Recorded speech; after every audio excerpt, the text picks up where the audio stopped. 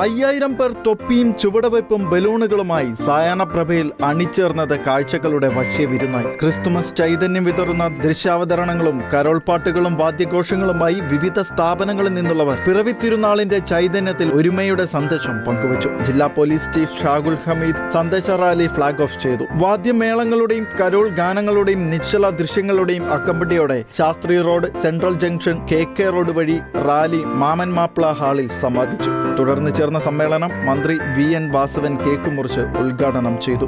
ശാന്തിയുടെയും സമാധാനത്തിന്റെയും വലിയ സന്ദേശം ഈ ക്രിസ്തുമസ് കാലത്ത് എല്ലാവർക്കും പകർന്നു നൽകുവാൻ സാധിക്കണമെന്ന് മന്ത്രി പറഞ്ഞു. Kottayam citizen forum president, Caritas ആശുപത്രി ഡയറക്ടറുമായ reverend doctor Binu Kunnath, citizen forum general സെക്രട്ടറിയും EK സ്കൂൾ പ്രിൻസിപ്പളുമായ reverend doctor James Mullassery CMI, Kottayam Darshana സാംസ്കാരിക കേന്ദ്രം director father Emil Pullikattil CMI, Chethipuzha saint Thomas ആശുപത്രി executive director father James P Kunnath, Pala Chavara public school principal father Sabu Koodappattu CMI, Kattachira Mary Mount public school principal sister Lizy Sebastian, Kottayam Darshana academy director father Fiji നടുവിലെത്തറയിൽ CMI, Girideepam group of institutions director father Mathew Abraham മോഡിയിൽ തുടങ്ങി നിരവധി പേർ അക്ഷരനഗരിയെ ആഘോഷരാവാക്കിയ Christmas സന്ദേശ റാലിക്ക് നേതൃത്വം നൽകി.